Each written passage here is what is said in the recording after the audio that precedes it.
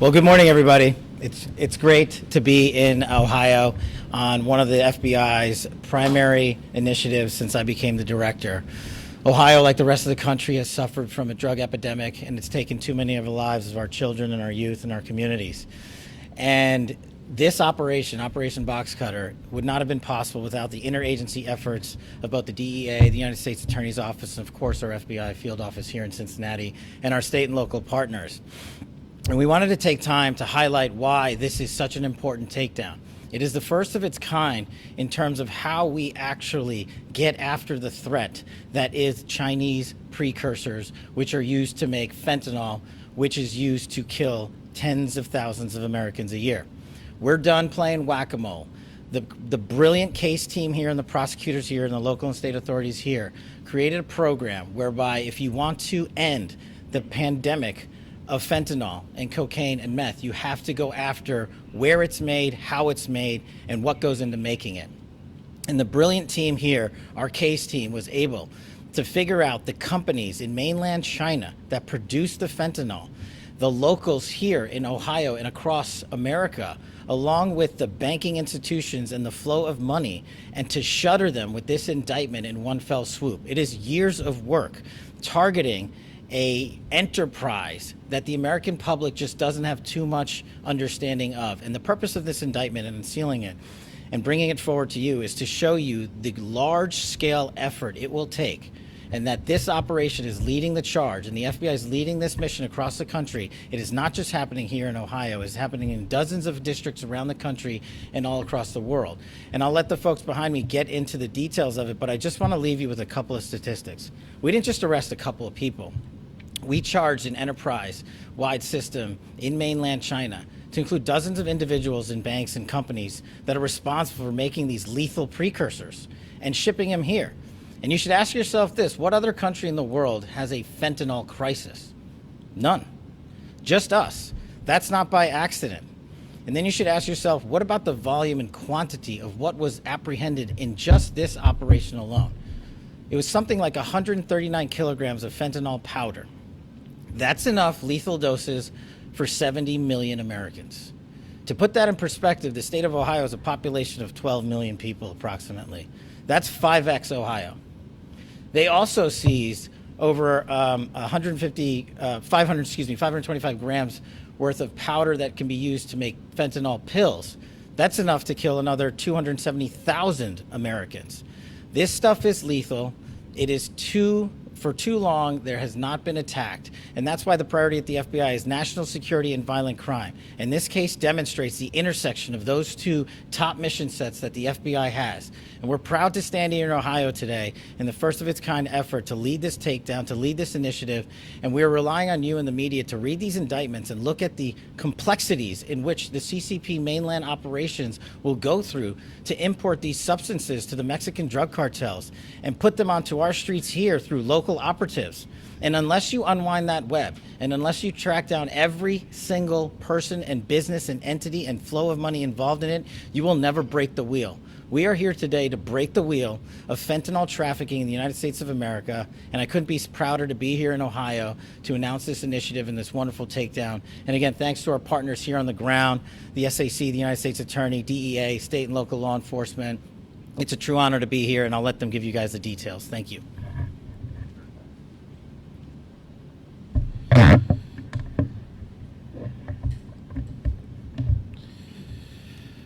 Good morning. My name is Dominic Drace. I'm the U.S. Attorney for the Southern District of Ohio.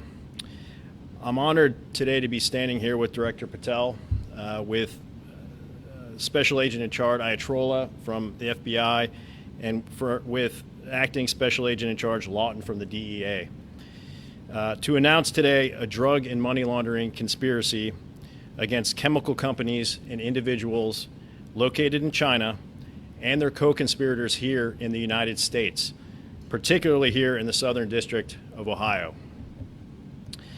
This indictment sends a clear message. We will target fentanyl trafficking at every stage, in every part of the world, and we will hold accountable any individuals or entities that are involved in the distribution of this deadly substance. My job as the United States Attorney is to protect the citizens of the Southern District of Ohio. Synthetic opioids that originate from or are enhanced by so-called pharmaceutical companies in China continue to make their way onto the streets of our communities, and they continue to poison our citizens. That's a threat to public safety, it's a threat to our national security, and it won't be tolerated. Our 5-count indictment charges 3 individuals in the United States, including 2 from Tip City, Ohio, 22 Chinese nationals, and 4 Chinese companies with whom those Chinese nationals are affiliated. And I want to remind everybody that an indictment is a charging document that contains allegations. The defendants charged in this indictment are deemed innocent until proven guilty in a court of law. The indictment alleges that from at least January 2022 until the present, Eric Michael Payne of Tip City, Ohio, served as the main supplier of illicit cutting agents to fentanyl traffickers operating in the Southern District of Ohio. Payne allegedly purchased several kilogram shipments of these illegal cutting agents from the Chinese company defendants, who claimed to be legitimate online pharmaceutical and chemical companies. In reality, as alleged in the indictment, with the help of the 22 individually named Chinese nationals, these companies knowingly marketed and exported illegal cutting agents to U.S. customers like Payne, knowing that those substances would be used to increase the yield of fentanyl that would be eventually distributed on the streets of our communities. Now, why do these agents matter? These cutting agents matter. As outlined in the indictment, drug traffickers use cutting agents to increase the yield of drugs that the drug trafficker can sell and make more profit. Generally, traditional cutting agents are used to increase the volume, but because they're inert, substances like baby powder or creatine, they lead to a less potent product and customer complaints. Here, the conspiracy involved the importation of cutting agents that increase the yield of the fentanyl, but that also maintain the potency of the mixture. As alleged in the indictment, these cutting agents, protonidazine, metanidazine, medetomidine, and xylaxine, could effectively transform 1 kilogram of fentanyl into dozens of kilograms of fentanyl mixture with the same potency. So that leads to more deadly drugs on the street and bigger profits for drug traffickers. Now, these Chinese companies involved in the alleged conspiracy receive payment for the cutting agents through cryptocurrency transactions, but also through the use of traditional financial institutions. Payne's significant other, Orion Rayford, and another U.S.-based individual named Ciandria Davis are alleged to have assisted Payne in transferring cryptocurrency to the Chinese companies through the Chinese nationals named in the indictment. Rayford also allegedly allowed narcotics to be sold, or stored rather, at her residence in Tip City as part of the conspiracy. All of the defendants in this indictment are charged with conspiring to distribute and to possess with intent to distribute 400 grams or more of a mixture or substance containing a detectable amount of fentanyl. That charge carries a mandatory minimum term of imprisonment of 10 years, up to a maximum of life imprisonment. All of the individuals and companies charged in the indictment are also charged with conspiring to launder money internationally, which can result in a sentence of up to 20 years of imprisonment. So it's my hope that these penalties send a message to drug traffickers here in the Southern District of Ohio, and also to those who are willing to assist them from abroad. We know that opioids, and in particular synthetic opioids, have contributed and continue to contribute to the deaths of hundreds of thousands of Americans, many of whom resided right here in the Southern District of Ohio, which has been the epicenter of the opioid epidemic for a decade. China-based chemical companies and the individuals who aid them, who openly market and export dangerous substances to our communities, will be held accountable for their actions. This indictment shows our resolve to continue the fight to rid our communities of these deadly substances and to hold those responsible to justice. Thank you. I'll now turn it over to Special Agent in Charge, Itrola. Good morning, everybody. Thank you for coming. I'm Elena Iatrola, ELENA-IATAROLA. I'm the Special Agent in Charge of the FBI Cincinnati Field Office.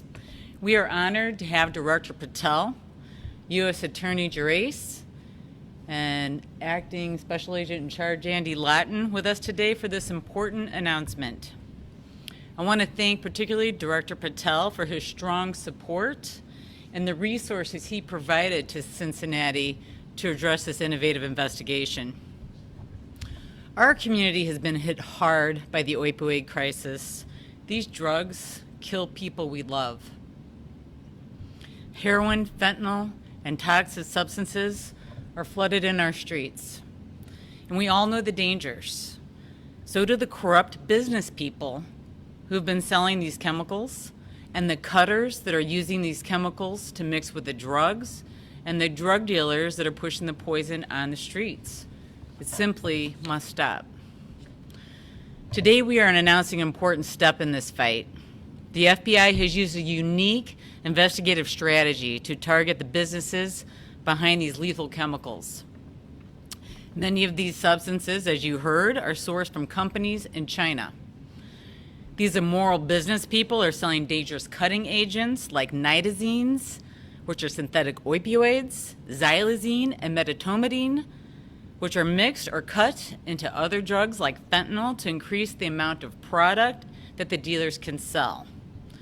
Their greed for money has harmed citizens in Cincinnati, Dayton, Columbus, and every town in between in southern Ohio. This investigation was led by FBI agents working alongside with the DEA in Dayton and our law enforcement partners. I commend the agents and analysts for their hard work and their innovative strategy to protect our country from these harmful drugs. This investigation began in January 2024 as a joint effort between the FBI and DEA in Dayton. It focused on a drug trafficking network for moving large quantities of drugs into the United States. But soon the investigators learned that the co-conspirators were also ordering the products from companies in China for the purpose of cutting, extending, and processing the drugs. By adding these Chinese chemicals to other narcotics, they greatly increased their supply and they increased their money, but it also increased the potency and the lethal impact of these drugs. These substances can be hundreds of times stronger than opiates and other sedatives. As a consequence, 22 people from China have been indicted for their roles in manufacturing and selling and shipping these substances into the United States. 4 Chinese-based companies have also been indicted, along with their bank and cryptocurrency accounts associated with the companies.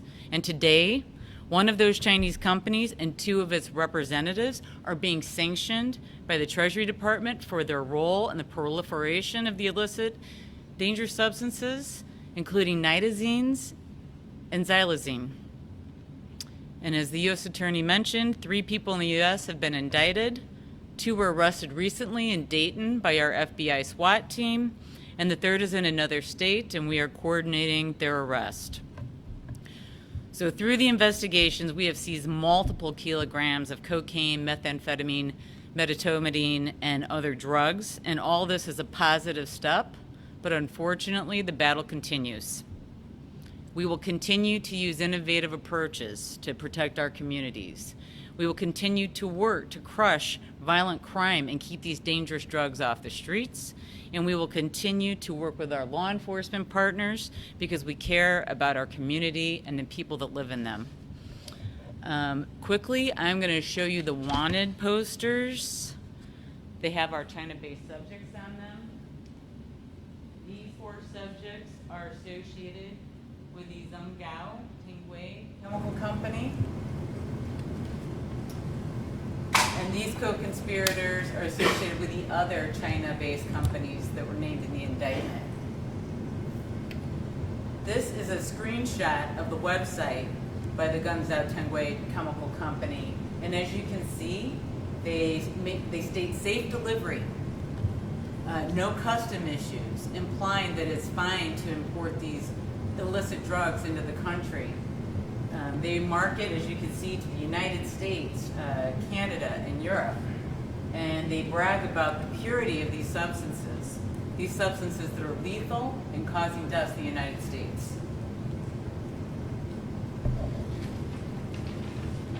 So I again want to thank the case team, the special agents and analysts who've worked so hard to investigate this case.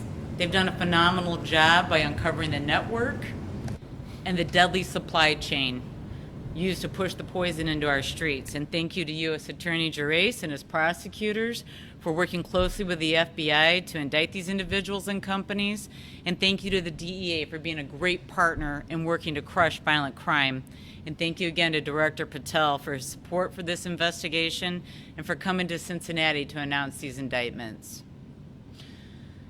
I do believe we have time for a few questions pertinent to this case and the indictments. Director Patel, David Winter with CBS Cincinnati. Do you mind getting in front of the audience? We can ask you a question. We need to hear your answer. Thank you very much. So you just mentioned, one of your colleagues just mentioned that crypto is being used by this criminal enterprise, allegedly. And crypto is being used by a lot of criminal enterprises in the past. You were on the board of the Trump technology company, Trump Media and Technology Group, that started a crypto company. How can you reconcile that? And how can that not be a conflict of interest with President Trump pushing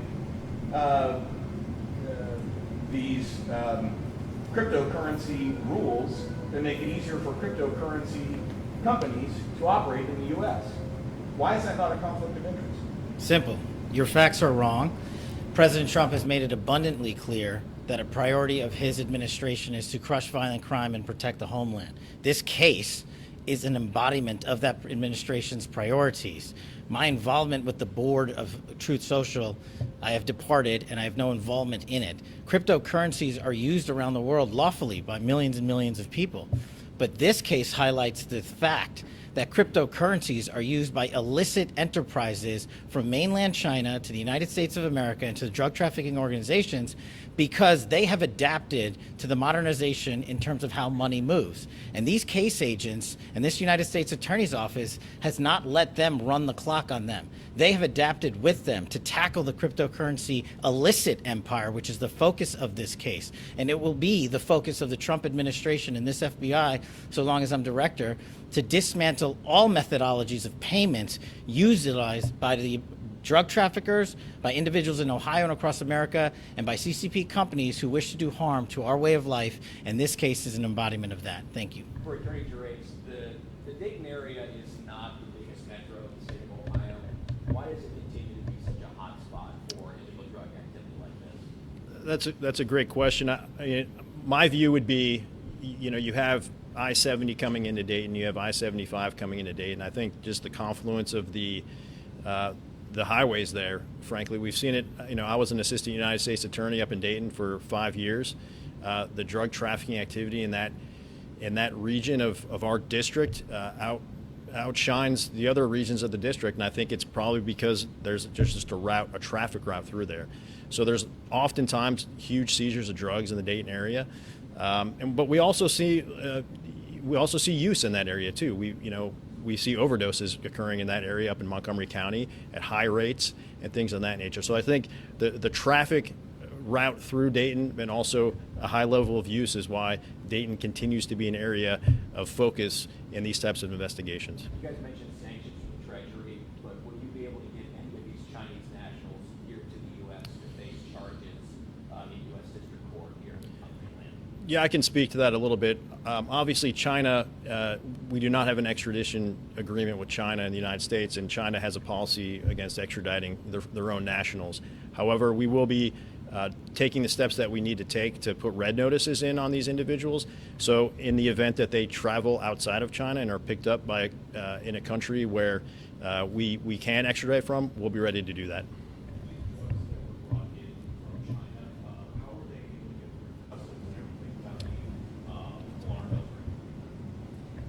They were, well, I don't want to get into too many details, but they were being shipped through, legitimate shipping services. So coming in through the U.S. Postal Service as well as other entities, because the shipping services didn't realize that they were illicit substances and what they were being utilized for. If these drugs were enough to kill 70 million people, clearly they were not just staying here in southern Ohio. Where were they getting shipped out to from here?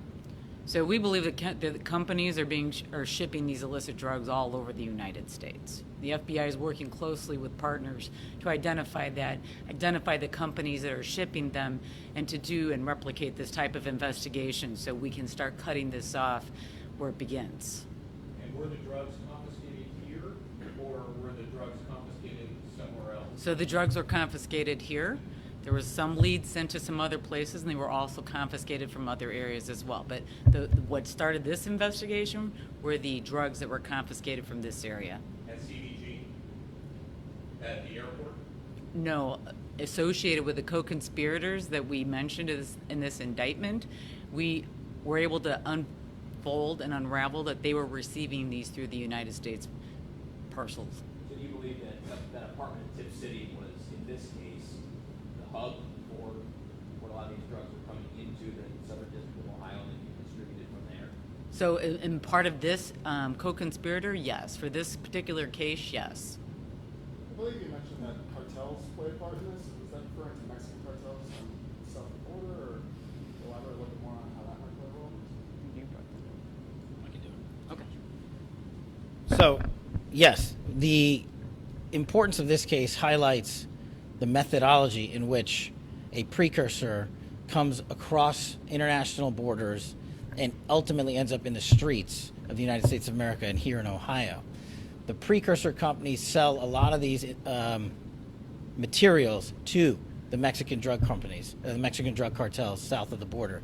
They produce those narcotics both south of the border and ship them into America, generally speaking. And also they've found individuals to work with within the United States to produce those end state drugs, the fentanyls, the meth, and et cetera. From mainland China, what they are saying is we only ship the precursors, which is largely true.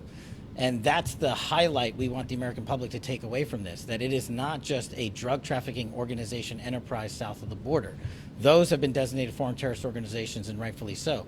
But they have partnered to advance their scheme, illicit scheme, with companies in mainland China, because that's where those chemicals are made and produced. And without those chemicals, there can be no fentanyl and end-state drugs. And that's the point of going to the origin, as the SAC stated. If you cut off the snake's head, then you have achieved success, and that's what we are on here. Besides sanctions, what else can be done towards these companies in China to send the message that we don't want these products coming across the border? Well, truly the sanctions are such a powerful tool because it's impacting their ability to export these materials and do other economic businesses with us and trades with us. So it is one of the most powerful tools that we have in the United States when we're dealing with foreign companies, organizations, and persons. I just want to foot stomp, though, how absolutely dangerous these cutting agents are. The nitazene has never been approved by the FDA for use because it's so potent and dangerous. Xylazine is a sedative used by veterinarians, and medetomidine is 100 times more potent than xylazine, and that's what they're sending to us to mimic the impact of and the effects of drugs. That is what is increasing our fatalities that are associated with fentanyl and heroin overdoses. These are dangerous, dangerous drugs that are being imported into our country. So I just wanted to So what we're doing here is making a big impact. I'm sure it's going to save lives in Southern Ohio. And as we continue to replicate this across the United States, we hope to make that type of impact everywhere. One more quick question from me. So along the same lines of international crime rings, we have a horrible problem here in the greater Cincinnati area in reference to Chilean gangs. Why can't we close the loophole on Chilean gangs in this country that are just ravaging beautiful neighborhoods? Right now, the visa waiver program exists, and Chile remains on that list, allowing these people to come into our country and rob these beautiful homes.